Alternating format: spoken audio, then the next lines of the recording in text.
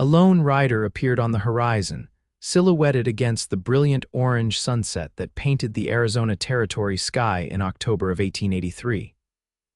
Grace Valentine clutched her worn leather journal to her chest as she watched from the window of her small homestead outside Snowflake. The approaching stranger triggered a familiar ache, the same hollow feeling that had haunted her every day since the fever took her 6-month-old son 3 weeks prior. The man's arrival was unexpected in this remote corner of Arizona Territory. Grace had chosen isolation after her loss, unable to bear the sympathetic glances and whispered condolences from the townsfolk. Her husband James had left months earlier, abandoning her and their infant son for the gold fields of California, leaving nothing but a hastily scrawled note and a promise to return that rang hollow even then. As the rider drew closer, Grace could make out his weather-beaten features beneath a dust-covered Stetson. His clothes spoke of hard travel, and the Winchester rifle secured to his saddle suggested he understood the dangers of the frontier. What caught her attention, however, was the careful way he handled the reins, as though mindful of causing unnecessary pain to the chestnut mare beneath him.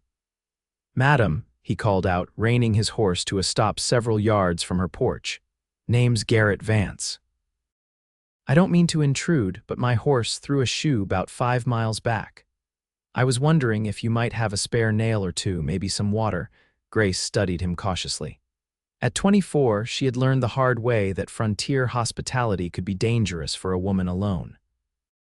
Yet something in his direct gaze, honest but not presumptuous, made her hesitate before sending him away.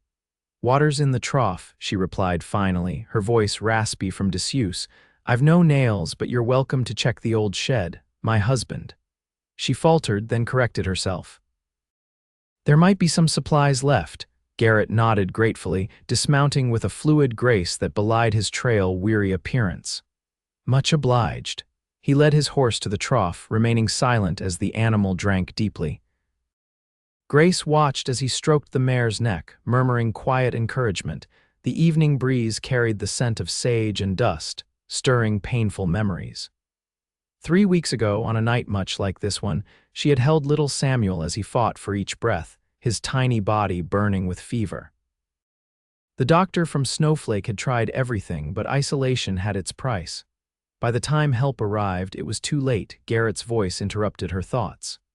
"You all right, madam?" Grace realized she was trembling, tears streaming unchecked down her face.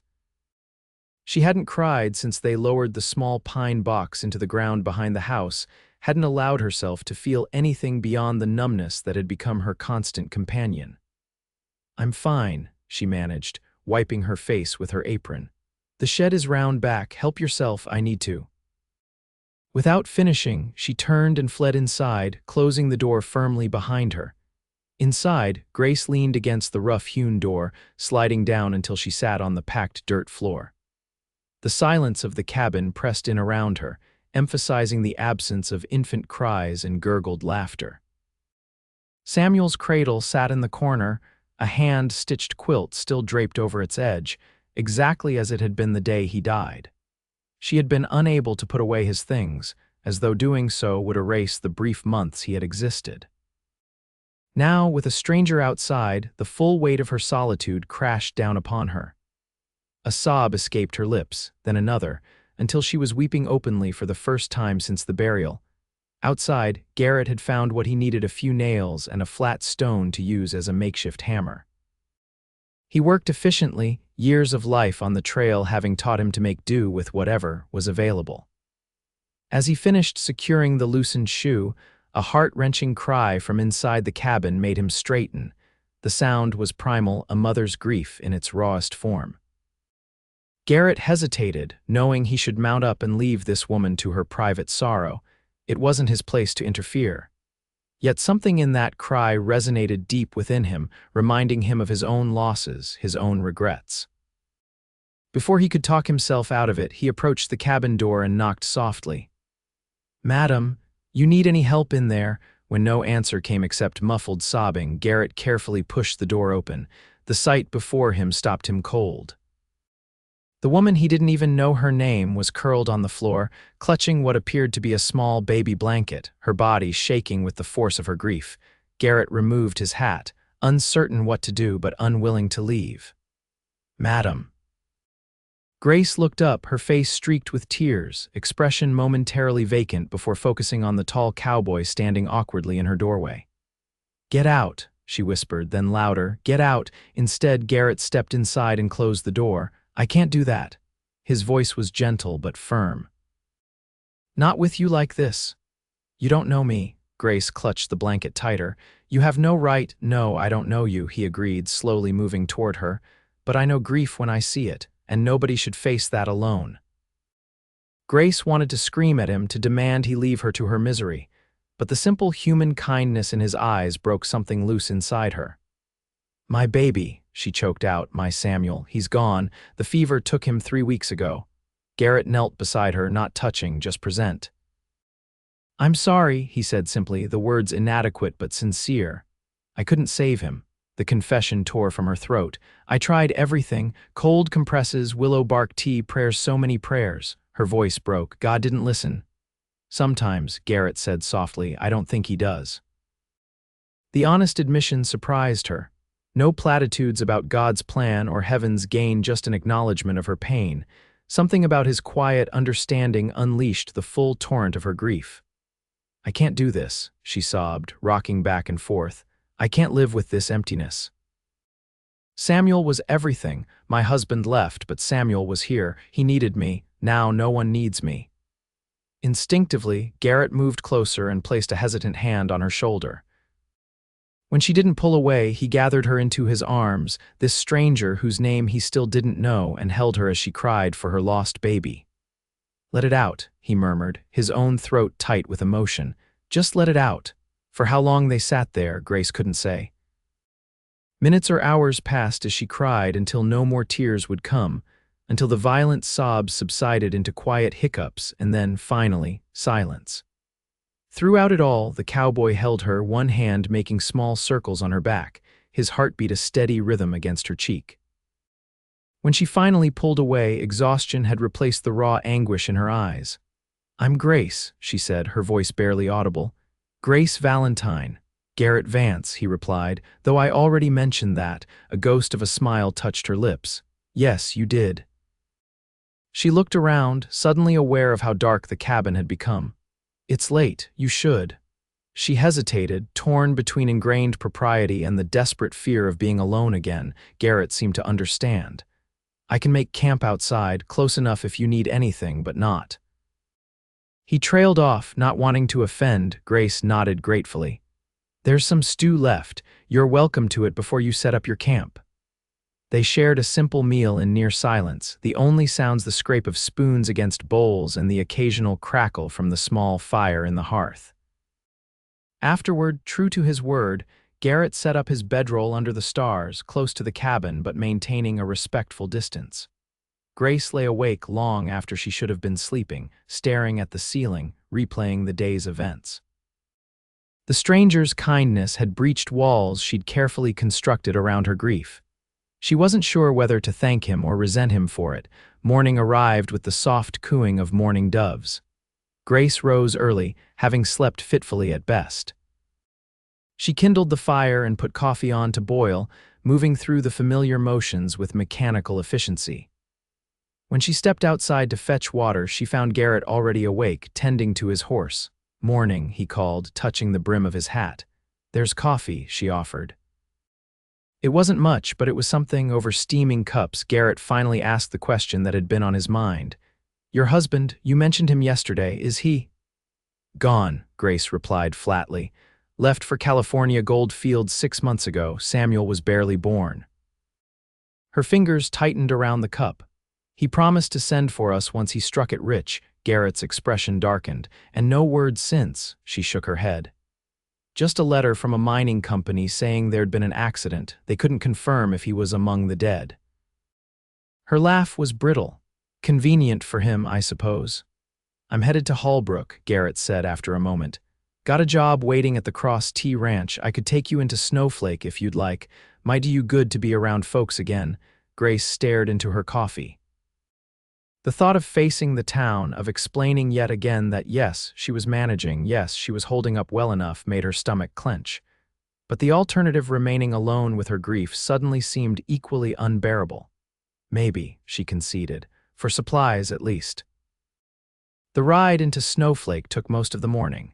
Grace rode her own horse, a gentle mare named Penny that had been neglected these past weeks. The familiar motion of riding, the open landscape stretching before them, worked some small change in Grace's demeanor. She sat straighter, breathed deeper, and occasionally pointed out landmarks to Garrett. Snowflake itself was a modest settlement, boasting a general store, a saloon, a small church, and a scattering of homes and businesses.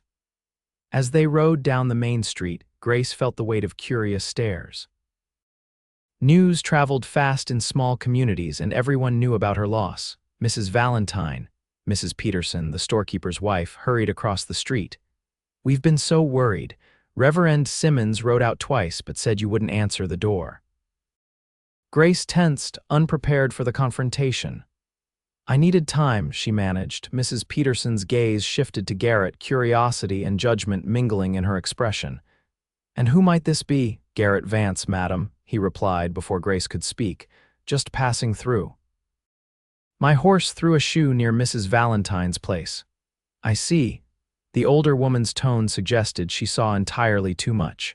"Well, Grace, you know you're welcome at our table any time. The Lord provides comfort through community." "Thank you," Grace said stiffly, dismounting. "If you'll excuse us, I need supplies." Inside the general store, Grace moved methodically through her list: flour, coffee, sugar, salt. Garrett followed at a respectful distance, occasionally adding items to his own pile on the counter.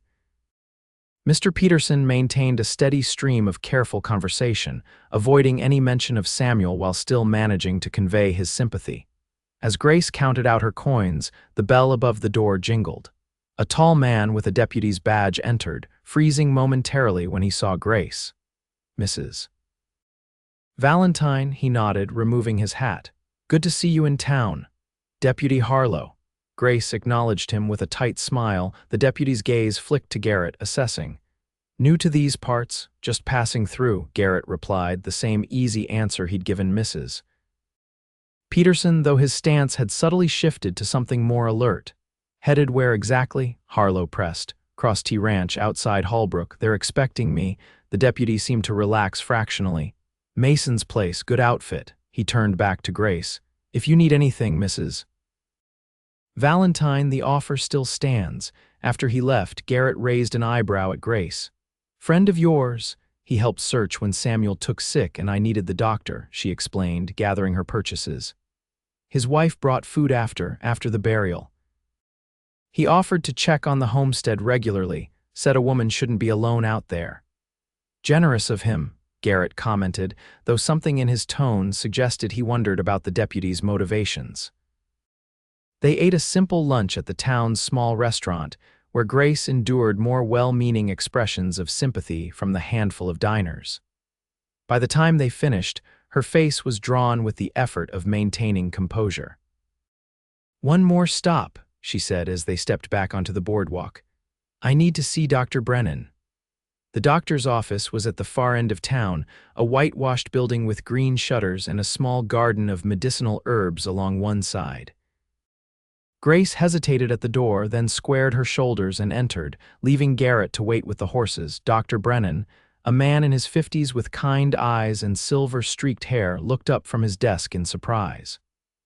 "Grace," he said gently, rising to his feet.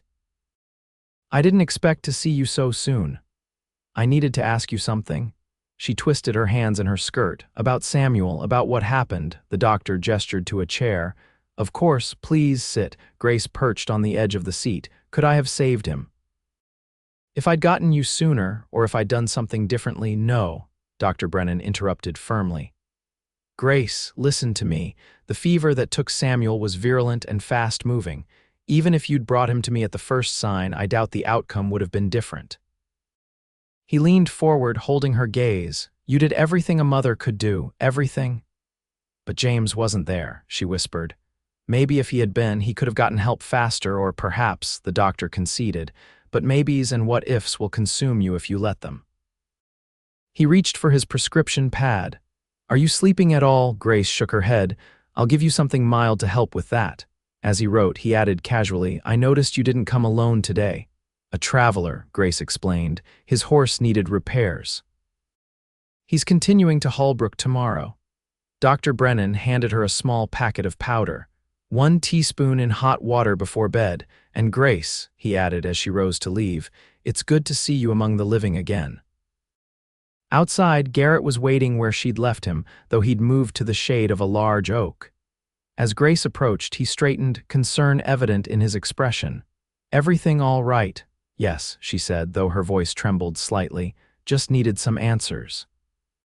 The ride back to the homestead was quieter than the journey into town. Grace seemed lost in thought, occasionally touching the packet of sleeping powder in her pocket, as if to reassure herself it was still there. Garrett respected her silence, keeping his attention on the trail and the surrounding landscape. As they neared the homestead, however, Grace suddenly reined in her horse. "I can't go back there," she blurted. "Not yet. I can't face that empty cabin again, not right now." Garrett studied her face, noting the panic in her eyes. "We don't have to," he said simply. "We can make camp by the creek. It's a fair spot." Relief washed over her features. "Yes, thank you." The creek ran clear and cold about a half-mile from Grace's homestead, bordered by cottonwoods and willows that provided ample shade. Garrett efficiently set up a small camp, building a fire pit and gathering wood while Grace unsaddled the horses and set them to graze on the lush grass near the water. As twilight descended, they sat beside the fire, sharing a simple meal of beans and bacon that Garrett prepared with practiced ease. The night sounds crickets, the occasional hoot of an owl, the soft gurgle of the creek wrapped around them like a comfortable blanket. "Tell me about him," Garrett said quietly. "About Samuel." Grace looked startled, then wary. Most people avoided mentioning her son's name as if speaking it might somehow worsen her pain. "What do you want to know? Anything, everything, what made him laugh, what his favorite thing was." A small, genuine smile touched Grace's lips. "He had the most wonderful laugh, like bells almost, and he loved when I sang to him, not that I have much of a voice." She gazed into the fire. "He had these eyes, so serious sometimes, like he was trying to understand the whole world at once." As she spoke, memories flowed more freely. Samuel's first smile, the way he would grasp her finger and not let go. How he seemed to recognize Penny the horse and would wave his tiny arms excitedly whenever she brought him outside to see the mare. "He would have been a fine horseman," she said softly. "I could tell." Garrett listened attentively, offering occasional comments or questions, but mostly just providing the space for Grace to remember the joy alongside the sorrow. It was a gift she hadn't known. She needed the permission to celebrate what had been, not just mourn what was lost. Later, as the fire burned low and stars spangled the vast Arizona sky, Grace found herself studying her unexpected companion.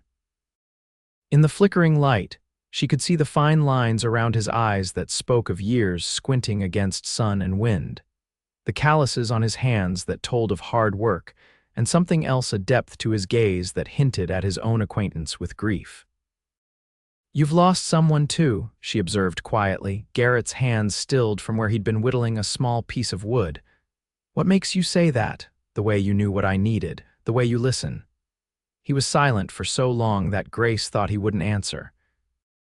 Finally, he set aside his knife and the half-formed carving. "My wife and daughter," he said, his voice low. 6 years ago, cholera took them both within days of each other."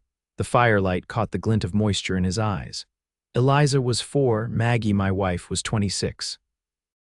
"I'm sorry," Grace whispered, the words feeling as inadequate from her lips as they had from his the day before. Garrett nodded once, accepting her sympathy. "For a long time I didn't think I'd survive it, didn't much care if I did." He picked up a stick and poked at the fire, sending sparks spiraling upward. "I drifted, took whatever work came my way, didn't stay anywhere long enough to form attachments." "What changed?" He considered the question. "Time, I suppose. And I started to realize that Maggie would have been furious with me for wasting the life she couldn't have." A small, sad smile crossed his face. She had opinions, my Maggie, Grace understood. She'd had similar thoughts about Samuel, that his brief life deserved to be honored by her living fully, not merely existing in a haze of grief. But knowing what she should do and finding the strength to do it were entirely different matters. "Does it ever stop hurting?" she asked. "No," Garrett answered honestly, "but it changes, becomes something you carry rather than something that crushes you." He looked at her directly. "And some days you might even find yourself smiling at a memory instead of crying." They fell silent, each lost in their own thoughts as the night deepened around them. Grace felt a strange comfort in Garrett's presence, not because he offered false hope or easy platitudes, but because he understood the landscape of loss she was navigating. For the first time since Samuel's death, she didn't feel completely alone. When she finally lay down on the bedroll Garrett had arranged for her, Grace surprised herself by falling into a deep, dreamless sleep without the aid of Dr. Brennan's powder. Morning brought dew-soaked grass and the promise of another warm October day. Grace woke feeling more rested than she had in weeks, momentarily disoriented by the blue sky overhead instead of her cabin's wooden ceiling. The events of the previous day came rushing back her breakdown, Garrett's kindness, their midnight confidences by the creek. Sitting up, she saw that Garrett was already awake, kneeling by the creek as he washed his face in the cold water. The morning light revealed details she hadn't noticed before: a faint scar running along his jawline, the way his dark hair curled slightly at the nape of his neck, the broad shoulders that tapered to a lean waist. He was handsome, she realized with a small jolt of surprise. More importantly, he was kind. As if sensing her gaze, Garrett turned and nodded in greeting. "Sleep well." "Better than I have in a long time," she admitted, rising to fold her blanket. Over a breakfast of coffee and leftover biscuits, Garrett broached the subject they'd both been avoiding. "I should head out today. They're expecting me at the Cross T." Though she'd known this was coming, Grace felt a pang of disappointment. "Of course, you've been more than generous with your time already." "I was thinking," he continued, studying his coffee cup, "that Snowflake might not be the best place for you right now. Too many memories, too many well-meaning folks who don't understand what you're going through." Grace looked up sharply. "What are you suggesting?" Holbrook's growing. "They need teachers, seamstresses, skilled folks of all kinds. You might find it easier to, not forget, but to start fresh somewhere people don't know your story." The idea was both terrifying and strangely appealing. Grace had never lived anywhere but Snowflake. The thought of leaving, of abandoning the homestead, where she'd been both happiest and most devastated, seemed like a betrayal. Yet the prospect of remaining, of walking past Samuel's grave each day and sleeping in the cabin where he'd drawn his last breath, was equally daunting. "I couldn't just leave," she said slowly. "The homestead would still be here," Garrett finished. "You could keep it, maybe lease it to someone looking to start out, or sell it if that's what you decide later." He leaned forward. "I'm not saying it's the right choice, only that you have options." Grace stared into the small campfire, considering. "I don't know anyone in Holbrook." "You'd know me," Garrett offered quietly, "for whatever that's worth." The implication hung in the air between them, not a proposal, not even a declaration, but a door left deliberately open. Grace wasn't sure how to respond. 3 days ago, Garrett Vance had been a stranger. Now he was offering to be her anchor in a new beginning. "I need time," she said finally, "to think about it, to decide what's best." Garrett nodded, understanding in his eyes. "Fair enough. I'll be at the Cross T if you—" He trailed off, leaving the sentence unfinished. They broke camp efficiently, working together as if they'd done so many times before. The ride back to the homestead was companionable, with Grace pointing out landmarks and sharing stories of her childhood in the area. It felt good to speak of happy times, to remember that her life had contained joy long before it held such sorrow. At the homestead, Garrett helped her unload the supplies they'd purchased in town, then checked her out buildings and repaired a loose board on the porch steps. Small tasks, but meaningful ones, the kind a neighbor might do, or a friend. When it was time for him to depart, Grace felt unexpected tears prick her eyes. "Thank you," she said, the words wholly inadequate for what he'd given her, "for everything." Garrett mounted his horse, adjusting his hat against the midday sun. "If you decide to come to Holbrook, ask anyone where the Cross T Ranch is. They'll point you in the right direction." With that, he touched the brim of his hat in farewell and turned his horse toward the east, toward Holbrook and whatever waited for him there. Grace watched until he was a distant speck on the horizon, then slowly turned back to face the cabin that no longer felt like home. The next 2 weeks passed in a blur of activity as Grace considered her options. She rode into Snowflake several times, consulting with Mr. Peterson at the general store about the value of her homestead, and speaking with Sheriff Davis about the legalities of leaving it vacant for a time. She sorted through her belongings, setting aside items to keep, donate, or leave behind. Most difficult was Samuel's cradle and the small chest containing his clothes and toys. After hours of indecision, Grace carefully packed these precious mementos, unwilling to part with them regardless of where her future led. Deputy Harlow visited twice, ostensibly to check on her welfare, but with an underlying purpose that became clear during his second visit. "I could look after the place for you," he offered, standing awkwardly in her doorway, "or you could consider selling it to me. I've been saving for a homestead of my own." Grace thanked him politely but made no commitments. Something about the deputy's persistence unsettled her, though she couldn't pinpoint why. On a crisp November morning, Grace made her decision.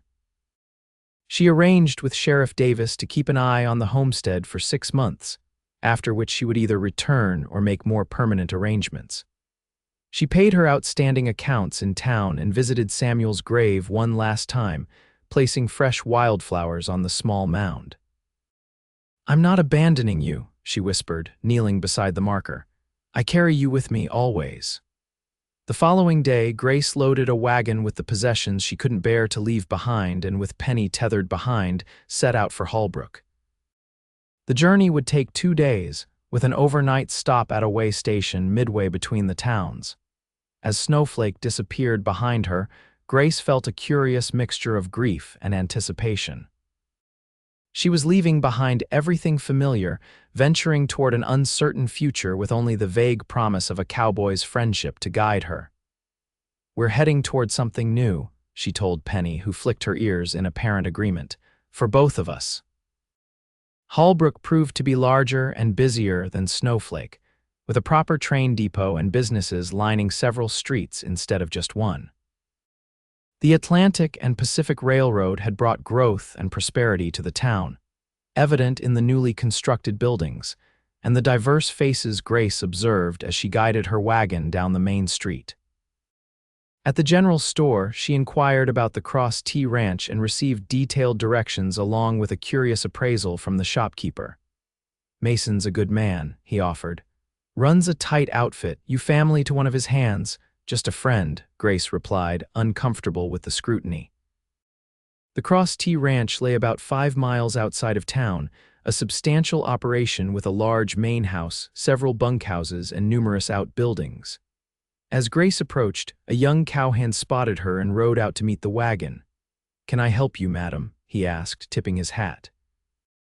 "I'm looking for Garrett Vance," Grace replied, suddenly uncertain. What if Garrett had merely been kind to a grieving woman, never expecting her to actually appear at his workplace? What if he regretted the invitation? The young man grinned. "Vance. Sure, he's out with the boss checking fence lines. Should be back before sundown." He gestured toward the main house. "You're welcome to wait. Mrs. Mason's always happy for company." Sarah Mason proved to be a warm, practical woman in her 40s who welcomed Grace without prying questions. She provided coffee and fresh bread while explaining that her husband Richard had hired Garrett based on a recommendation from a mutual acquaintance in Tucson. "He keeps to himself mostly," Sarah observed, "but he's a hard worker and good with the horses. Richard's already talking about making him foreman when old Jenkins retires next spring." This glimpse of Garrett's life, the respect he'd earned, the future he was building both reassured and intimidated Grace. She had interrupted his carefully constructed existence with her arrival. Would he resent the intrusion? Late afternoon brought the sound of approaching horses. Through the window, Grace saw Garrett riding beside an older man she presumed was Richard Mason. They were deep in conversation, Garrett gesturing toward the distant hills as Mason nodded in agreement. Sarah moved to the door. "Richard, we have a visitor for Mr. Vance." Grace stood as the men entered, her hands clasped tightly to hide their trembling. Garrett stopped abruptly when he saw her, surprise and something else, pleasure, flickering across his face. "Mrs. Valentine," he said, removing his hat. "You made it." The simple acknowledgement, the warmth in his voice, dissolved Grace's fears. "I did," she confirmed, a small smile touching her lips. Richard Mason looked between them with undisguised curiosity. "Friend of yours, Vance?" "Yes," Garrett replied without hesitation. "A good one." That evening, after a hearty dinner with the Masons, Garrett and Grace walked along the fence line near the main house. The night was clear and cold, stars brilliant in the vast Arizona sky. Grace wrapped her shawl tighter around her shoulders as she explained her arrangements with Sheriff Davis and her tentative plans to find work in Holbrook. "I'm staying at the hotel in town for now," she concluded, "until I find more permanent lodgings." Garrett nodded, absorbing her news. "Holbrook's growing fast. You shouldn't have trouble finding work or a place to live." "And you," Grace ventured, "you seem settled here." "Getting there," he agreed. "Mason's a fair boss, pays well, and lets a man do his job without too much interference." He glanced at her. "I never expected you'd actually come." "Neither did I," Grace admitted, "but after you left, the homestead felt wrong somehow, too full of ghosts." She hesitated, then added quietly, "and too empty of anything else." Garrett's step faltered slightly. "Grace, I want to be clear. I didn't suggest you come to Holbrook because I expected anything from you. You needed a fresh start, that's all." "I know." She met his gaze steadily.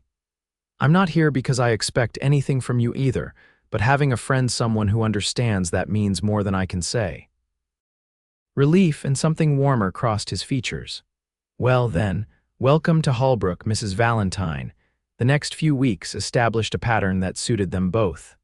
Grace found work at Holbrook's small school, assisting the harried teacher with the youngest students. She rented a modest room above the millinery shop and slowly began building a new life in the bustling town.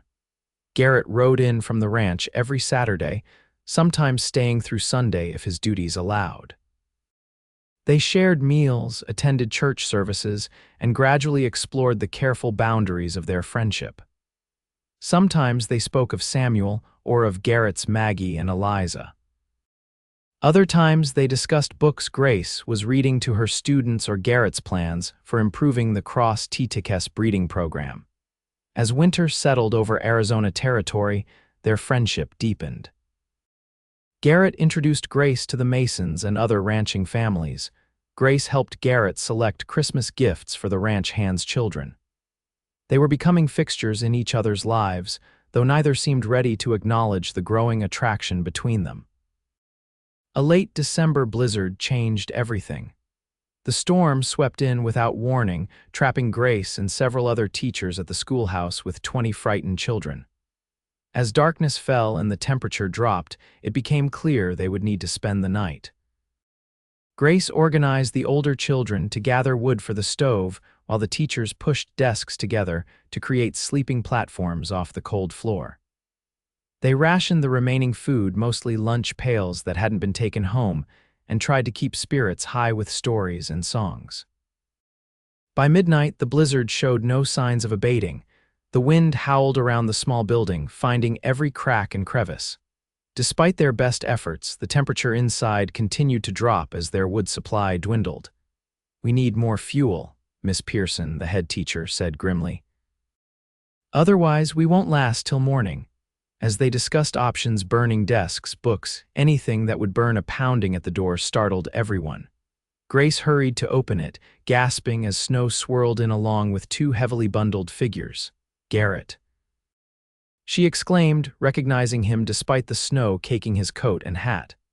"How did you know time?" he interrupted, stomping snow from his boots. The man with him, Richard Mason, was already unloading supplies from a pack. "Storm's getting worse. We brought food, blankets, and more wood, but we need to move fast." The next hours were a blur of activity. The men made multiple trips to their horses, bringing in firewood, thick blankets, and food supplies. Mason explained that they'd been in town when the storm hit and had taken shelter at the hotel. "Vance here wouldn't rest until we checked on you," he added, giving Grace a meaningful look. Good thing, too, by dawn, the worst of the blizzard had passed. Parents began arriving to collect their children, expressions of profound gratitude mixing with relief as they found everyone safe and relatively warm. Mason departed with the last of the families, leaving Garrett and Grace alone in the now quiet schoolhouse. "You saved lives last night," Grace said softly, handing him a cup of hot coffee. "Those children, I came for you," Garrett interrupted, his voice rough with exhaustion and emotion. "The others too, of course, but—" He met her gaze directly. "I couldn't bear the thought of losing you, Grace." The simple declaration hung in the air between them. Grace felt her heart hammering against her ribs as she registered what he was really saying. "I've been keeping my distance," he continued, setting down his cup. "Telling myself you needed time, that it was too soon after everything you've been through, but last night not knowing if you were safe." He shook his head. "Life's too uncertain to waste time being cautious." "Garrett," Grace began, her voice trembling slightly. "I'm not the same woman I was before Samuel died. I don't know if I'll ever be whole again." "I'm not asking for the woman you were," he replied, taking a step toward her. "I'm interested in the woman you are. The one who had the courage to start over, who teaches other people's children with patience and kindness even though her own child was taken from her." He reached for her hand. "The woman who understands that grief changes you but doesn't have to define you." Grace looked down at their joined hands, his large and calloused, her smaller but equally marked by work and experience. "I'm afraid," she admitted, "not of you but of caring that much again, of being vulnerable to that kind of loss." "So am I," Garrett said simply, "every day. But I'm more afraid of never taking the risk." His thumb traced gentle circles on her palm. "I'm not asking for promises, Grace, just a chance to see where this might lead." In that moment, Grace felt something shift inside her, not an absence of grief, but the presence of something new alongside it.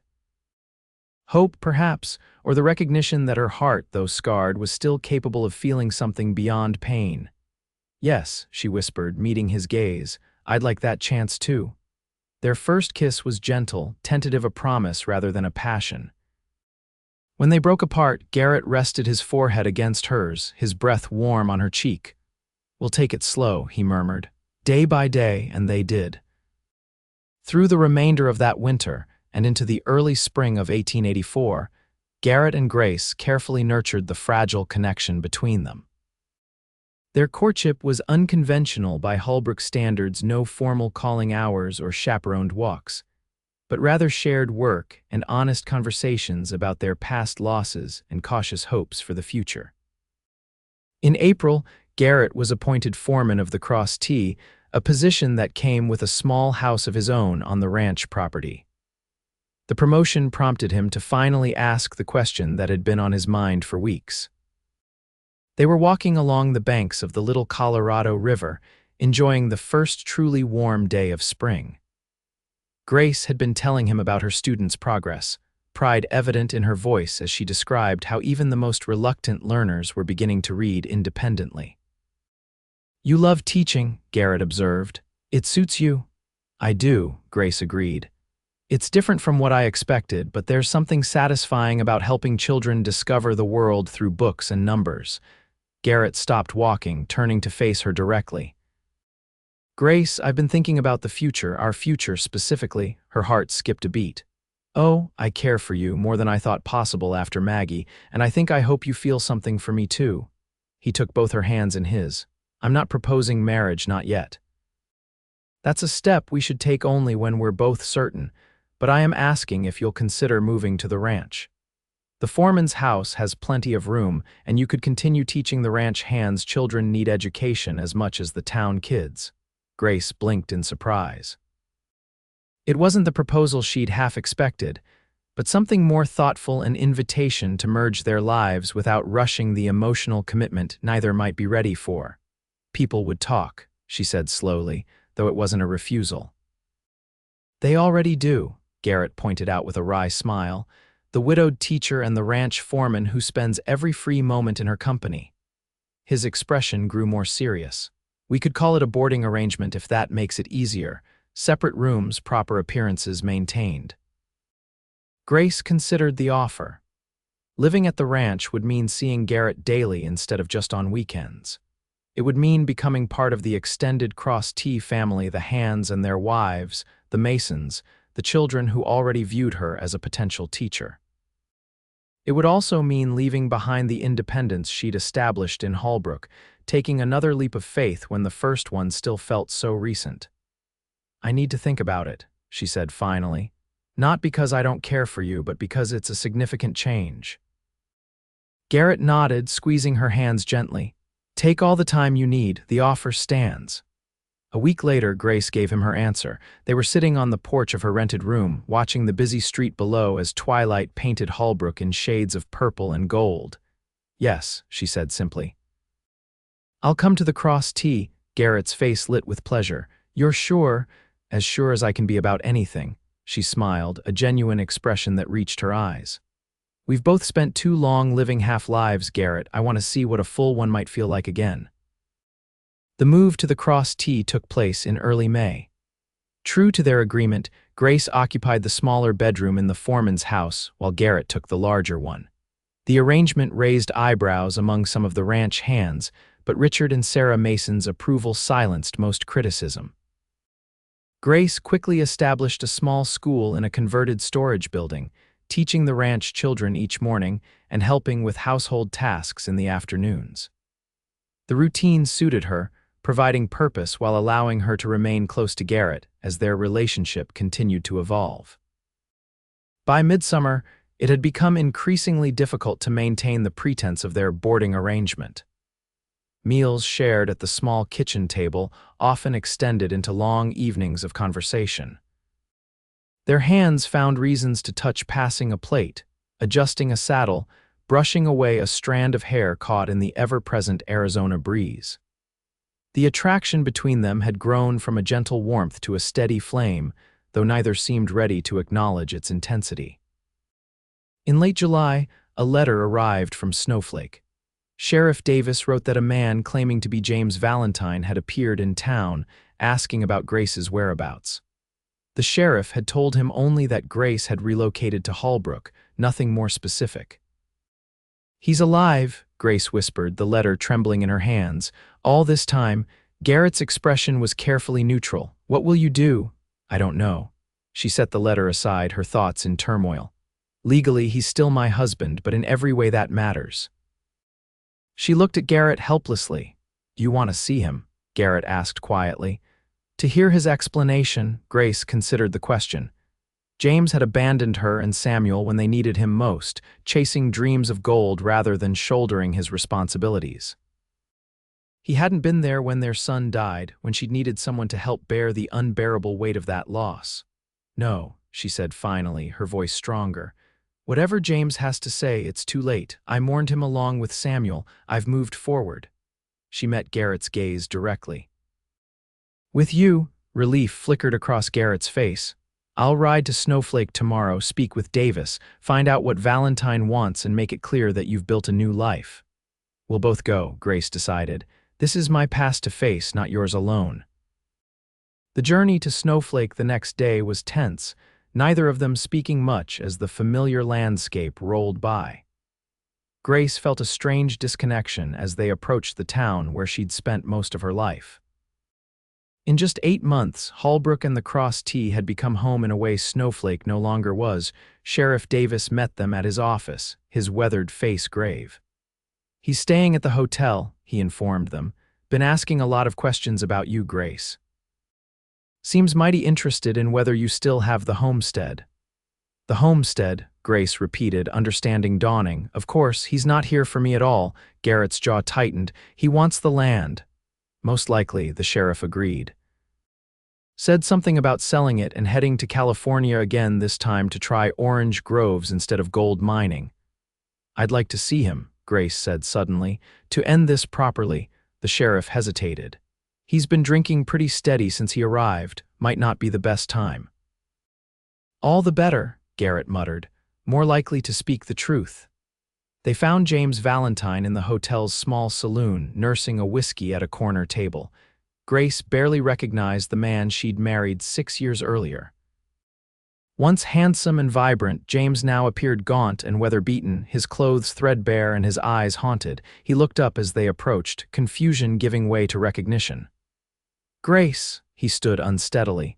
"My God, it is you." "Hello, James," she said coolly.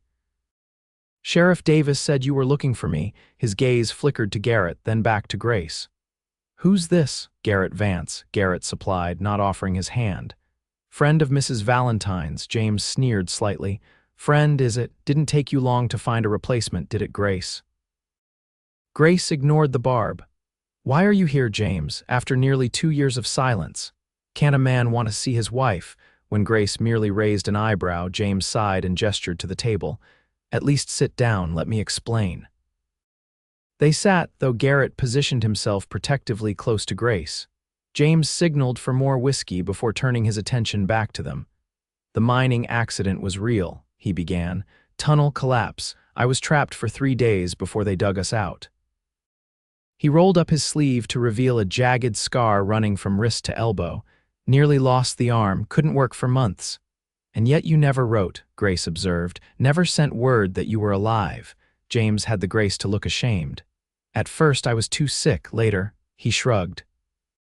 "I figured you were better off without me. I had nothing to offer, no money to send." "We had a son," Grace said quietly. Something flickered in James's bloodshot eyes. "Had. Samuel died last October, fever." The words still hurt to say aloud, but the pain was duller now, tempered by time and the healing she'd found at the Cross Tea. "I'm sorry," James mumbled, seemingly genuinely affected. "He was a good baby." "You wouldn't know," Grace replied evenly. "You left when he was 3 weeks old." James flinched. "I was trying to make a better life for us." "No," Grace countered. "You were chasing dreams because you couldn't face responsibilities." She leaned forward. "Why are you really here, James? The truth this time." He drained his glass before answering. "The homestead. I thought we could sell it, split the money, make a fresh start." "We?" Grace couldn't hide her incredulity. "You abandoned me and our child, disappeared for nearly 2 years, and now expect me to sell my home so you can have your share of the proceeds." "It's half mine by law," James insisted, a hint of desperation in his voice. "We built it together." "I maintained it alone," Grace shot back. "I buried our son there. I paid the taxes with money I earned teaching other people's children while you were off chasing gold." Garrett, who had remained silent during this exchange, finally spoke. "The law might recognize your claim, Valentine, but no court in the territory would award you half after what you did." James glared at him. "This isn't your business, mister." "Actually, it is," Garrett replied calmly. "See, I care what happens to Grace, which is more than you've demonstrated." Before James could respond, Grace placed a hand on Garrett's arm. "I have a proposal," she said, addressing her estranged husband. "I'll buy out your interest in the homestead, $500. James's eyes widened. The offer was generous, more than generous considering the circumstances. "Where would you get that kind of money?" "I have savings," Grace said simply, "and the means to earn more." She didn't mention that the Cross Tea paid her a fair wage for teaching, or that Garrett had offered to loan her whatever she needed. "1,000, James countered weakly. "500, and you sign papers renouncing any further claim," Grace stated firmly. "Today, before witnesses. Or we can let a judge decide how much a man who abandons his family deserves." James studied her face, perhaps seeing for the first time how much she had changed from the young wife he'd left behind. Finally, he nodded. "500, but I need the money now." "We'll visit the bank, then the lawyer," Grace replied, standing. "After that, I never want to see you again." The transaction was completed by mid-afternoon. James signed the necessary documents in Sheriff Davis's office, accepted the bank draft, and departed on the evening stage for Flagstaff.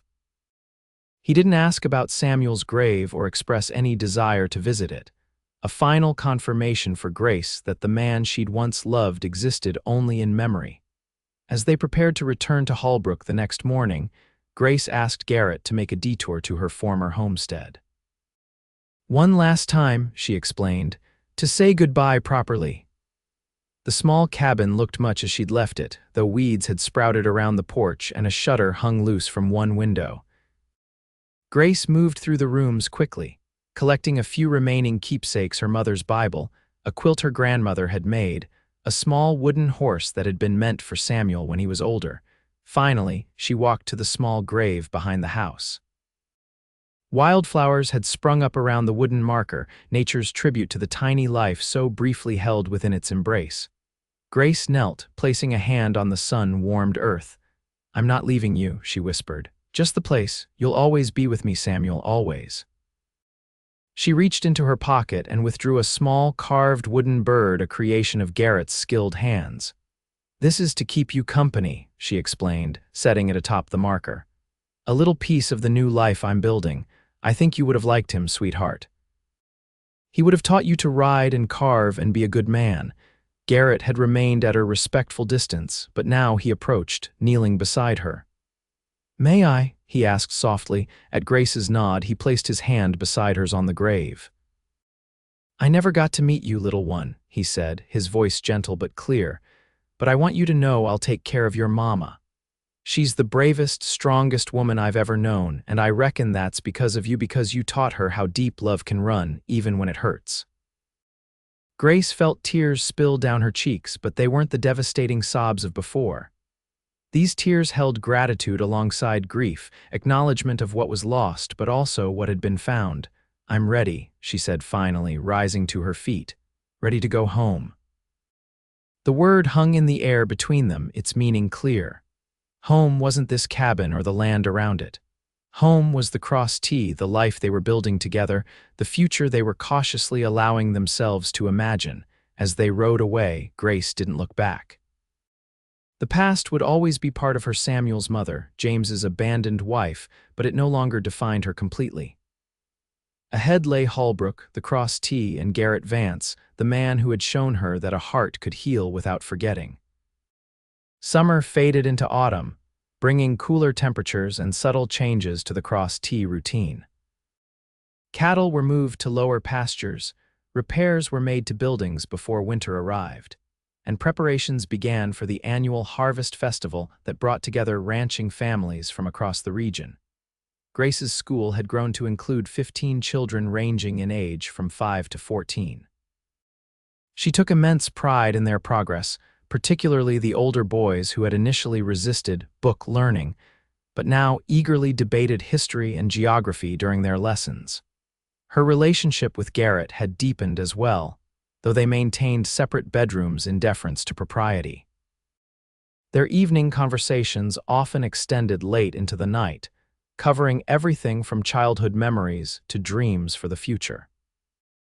They read books aloud to each other, learned to dance together, much to the amusement of the ranch hands, and gradually filled the foreman's house with small touches that made it truly theirs: wildflowers in mason jars, handmade quilts draped over chairs, Garrett's carved figures arranged on the mantelpiece. In October, on the anniversary of Samuel's death, Garrett arranged for Grace to have the day free from teaching. Instead of allowing her to retreat into solitude and grief, he planned a day of quiet remembrance. They rode to a mesa overlooking the ranch, where Garrett produced a simple picnic and a small package wrapped in brown paper. "For Samuel's day," he explained, handing it to her.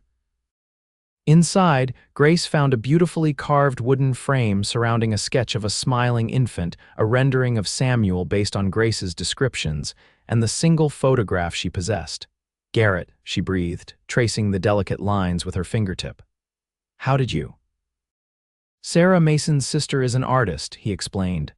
"I described him to her, showed her the photograph, she did the rest." He hesitated. Does it look like him?" "It's perfect," Grace whispered, tears gathering in her eyes. "Absolutely perfect." As they sat together on the mesa, Grace shared stories of Samuel, funny moments, quiet ones, the dreams she'd had for his future. For the first time, she found she could speak of him without being overwhelmed by sorrow. The grief was still present, but it had transformed into something she could carry without being crushed by its weight. "Thank you," she said finally, leaning against Garrett's shoulder. For understanding that I needed to remember, not forget. Garrett's arm tightened around her. He'll always be part of you, Grace, and that means he's part of us too, part of whatever future we build together. The word future hung between them, pregnant with possibilities. Grace turned to face him fully. What kind of future do you imagine, Garrett Vance? He met her gaze steadily. One where I wake up beside you every morning, where we build something lasting together, not just a home, but a family, where neither of us has to face the hard days alone again. Are you proposing? Grace asked softly. I'm asking if you're ready for me to, he replied. I've been carrying this for weeks. He reached into his pocket and withdrew a small velvet pouch, waiting for the right moment, wondering if it was too soon. Grace covered his hand with hers. It's not too soon, not when you consider that life doesn't promise us unlimited time. Garrett opened the pouch and tipped a ring into his palm, a simple gold band set with a small sapphire. It was my grandmother's, he explained. My mother sent it when I wrote to her about you. You wrote to your mother about me? Grace asked, surprised. Garrett rarely spoke of his family in Tennessee. Told her I'd found the woman I wanted to spend my life with, he confirmed. A woman strong enough to survive tremendous loss and still open her heart to love again. He took her hand. Grace Valentine, I'm asking properly now, will you marry me? Build a life with me, whatever joys and sorrows it might hold. Grace looked at the ring, then at the man holding it, this cowboy who had held her while she cried for her lost baby, who had helped her find her way back to life when grief threatened to consume her. The answer was simple. Yes, she said clearly. Yes, I will marry you, Garrett Vance. The ring slipped onto her finger as if it had been made for her. Garrett drew her close, his kiss gentle but filled with promise. When they broke apart, he rested his forehead against hers. I love you, Grace, he said quietly. Have for a long time now. And I love you, she replied, the words feeling both momentous and entirely natural. More than I thought possible again. They were married on Christmas Eve in the Cross Titikes main house, with Richard Mason officiating and Sarah serving as Grace's attendant. The ceremony was small but joyful, attended by ranch hands and their families, Grace's students, and a few friends from Hallbrook. Garrett's mother had sent a handwritten blessing, unable to make the journey from Tennessee, but expressing her delight in their union.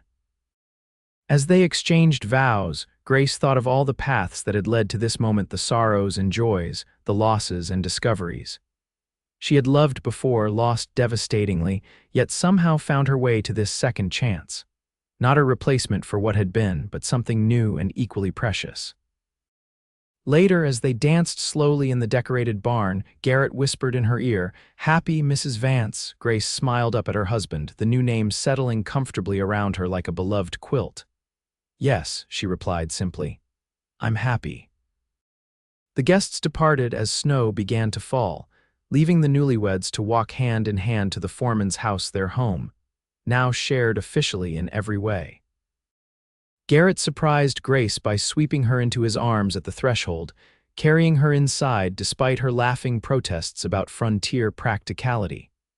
Some traditions are worth honoring, he insisted, setting her gently on her feet in the main room where a fire crackled welcomingly in the hearth. Especially on a night like this. Their first night as husband and wife was tender and unhurried, each bringing memories and experiences that shaped their loving but never defined or limited it. Grace discovered that healing didn't mean forgetting, but rather finding room in her heart for new joy alongside treasured memories. Garrett learned that loving again wasn't a betrayal of his past, but a testament to the human capacity for renewal. Spring came early to Arizona Territory in 1885.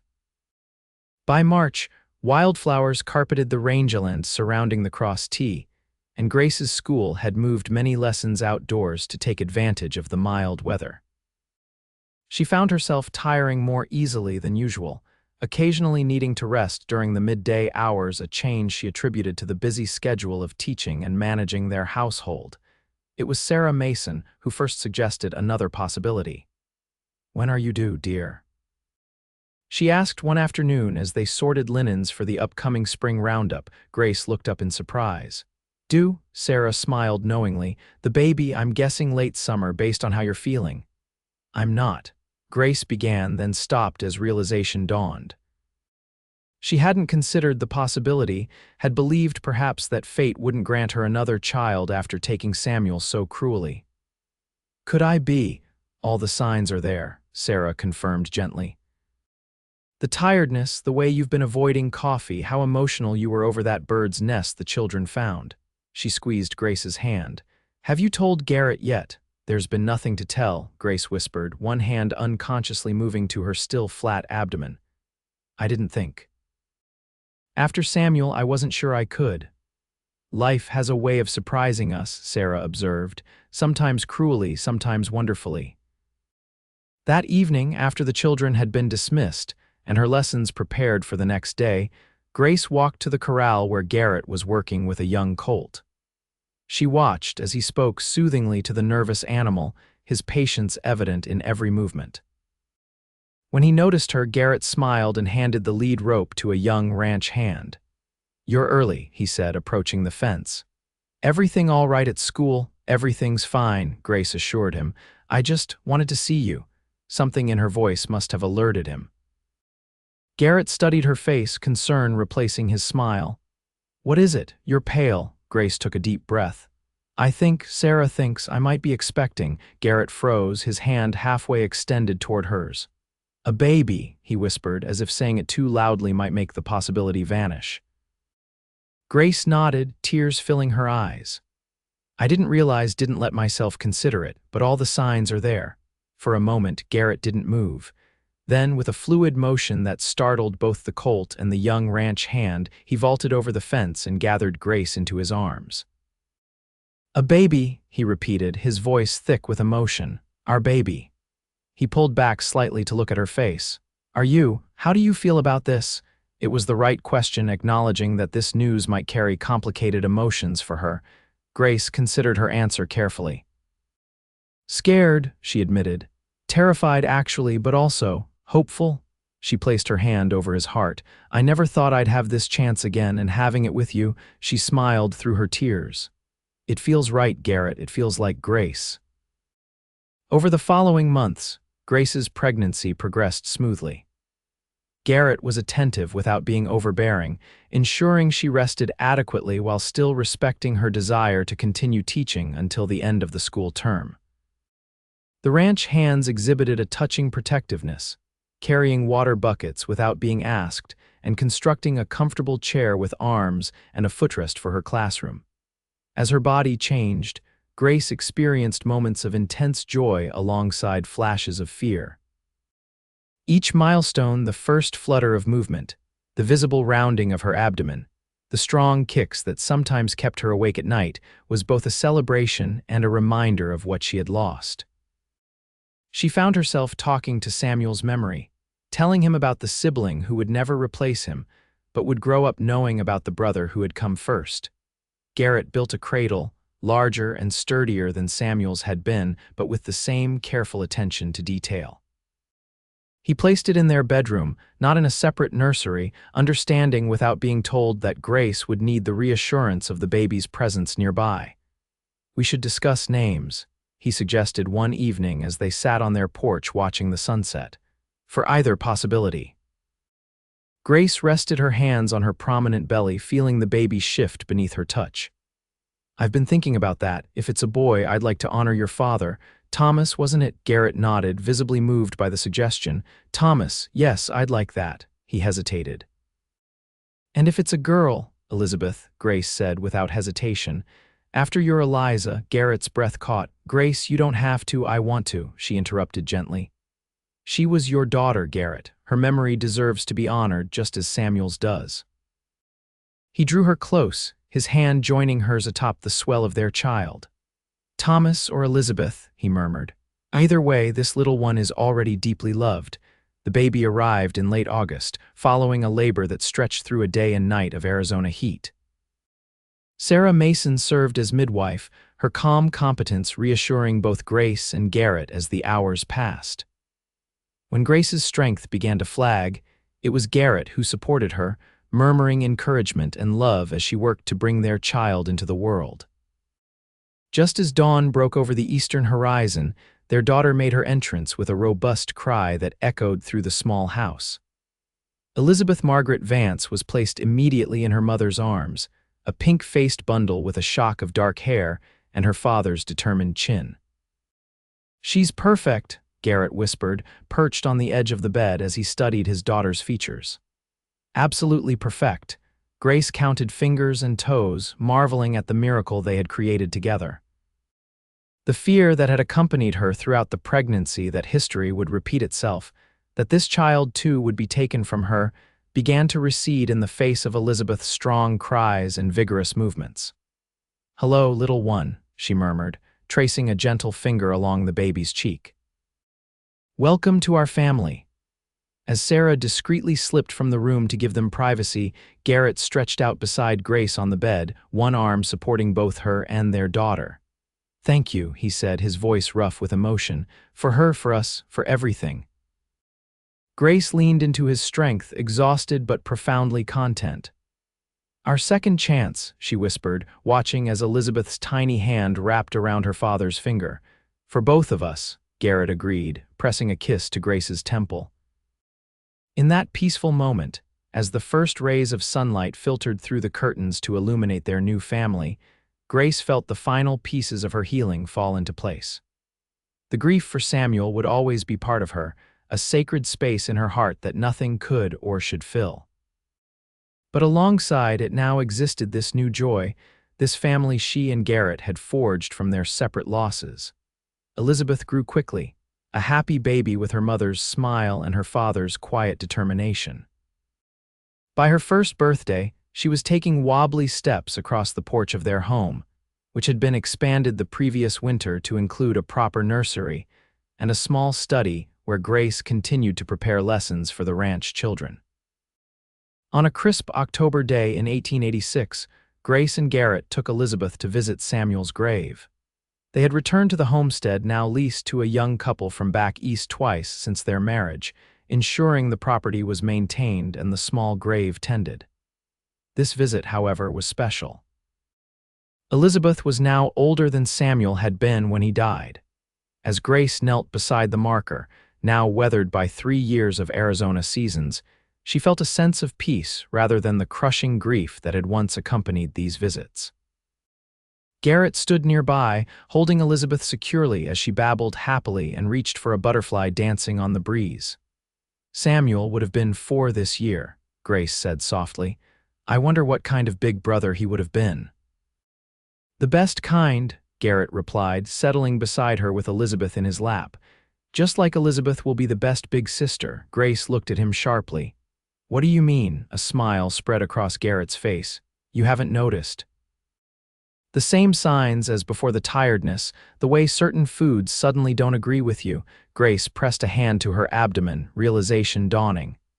"Another baby, are you sure?" "As sure as a man can be who's been watching his wife closely," Garrett chuckled. "I suspected last week, but I wanted to wait until you realized it yourself." Joy bubbled up inside Grace, mixed with a familiar thread of anxiety that she knew would accompany this pregnancy as it had Elizabeth's. Yet there was comfort in knowing they would face whatever came together the man who had once been a stranger, now the center of her world, and the family they were building one day at a time.